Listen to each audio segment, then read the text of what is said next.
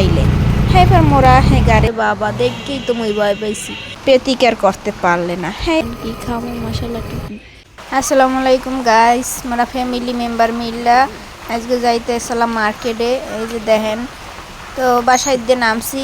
হ্যাঁ মোর পোলায় হ্যাঁ কোলে ছাড়বে না, হ্যাঁ বাপে কোলে লইবে, কিন্তু হে দেখেন মাশাল্লাহ টুকুর টুকুর করে হাঁটবে। হে কোলে ছাড়বে না আর হাত ধরতে দেবে না। এই জোর করে একটু হাত ধরছিলে গাড়ি এসে হ্যাঁ হে হাত ছাড়াই দে। এই হয়েছে পোলার অবস্থায় যে দেখেন হ্যাঁ বাপ মা থুইয়া কেমনে আগে আগে দৌড়িয়ে দৌড়িয়ে যাইতে আছে।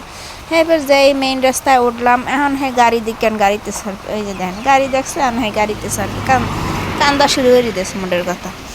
মানে এত পাকনা এত বোঝে মাসাল্লাহ। এই আমি গাড়িটা যাই আর কান্দে গাড়িতে চড়তে পারলে না হের লেগে। যাই হোক কতক্ষণ অপেক্ষা করলাম, দেখি কোন হানে গাড়ি টেরি নাই, দুপুরি হাল তো গাড়ি টেরি এককালে কম। হ্যাঁ এবার অপেক্ষা করার পর গাড়ি ইয়ে আইলে হ্যাঁ এবার মোরা হ্যাঁ গাড়িতে চড়িয়ে গেলাম। এখন মোর পোলায় মাসাল্লাহ দেখছেন কত খুশি। হ্যাঁ এবার মোরা যাইতে আসলাম আর প্রকৃতি চারিপাশের পরিবেশ মাসাল্লাহ অসাধারণ। আর বলার কথা কি কম, সত্যি খুব সুন্দর একটা জেলা। হ্যাঁ এরপর মগো ল্যাপটপটা লইয়া গেলাম টু ওয়ালটন অফিসে, মানে কাস্টমার কেয়ারে।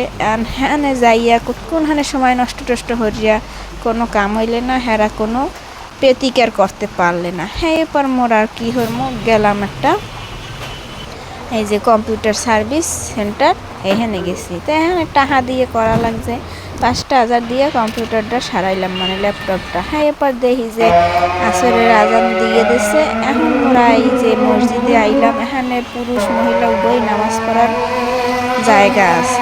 ঢোকার সাথে সাথেই না আজান দিছে মার্শাল্লাহ, খুব সুন্দর পরিবেশ, ভালো লাগতে আসলে।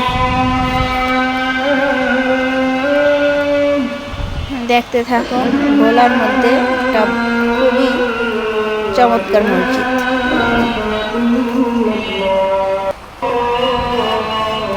এখানে উজুখানা, টয়লেট, মহিলাদের জন্য সব কিছুরই ব্যবস্থা আছে। এবার আমি সিঁড়ি দিয়ে উঠতে রাখলাম। উঠতে উঠতে দেখি একটা মানুষ নাই। মোর একটু ডর হতে আসলে, যেহেতু আল্লাহ পোলাক করে হের বাপের লাগে দিয়ে দিয়েছি বেড়াগো মসজিদের মধ্যে, এইটার পাশেই হয়েছে বেড়াগো।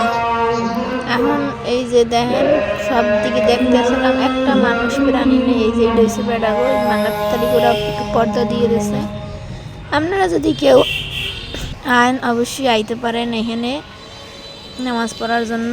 এরপরে আইলাম এখন উজুখানা বিছেই পাইতেছিলাম না, এরপর দেখি এই একটা পাইছি।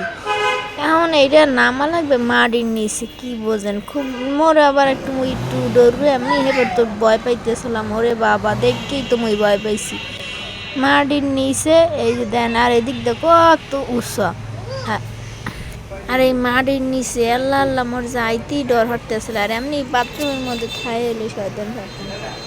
হ্যাঁ এরপর তো মুই আস্তে আস্তে জামু কি জামু না আমি করতে করতে একটু নিচে নামতে আসলাম। হ্যাঁ এরপর তো মুই আস্তে আস্তে নামতে আসলাম।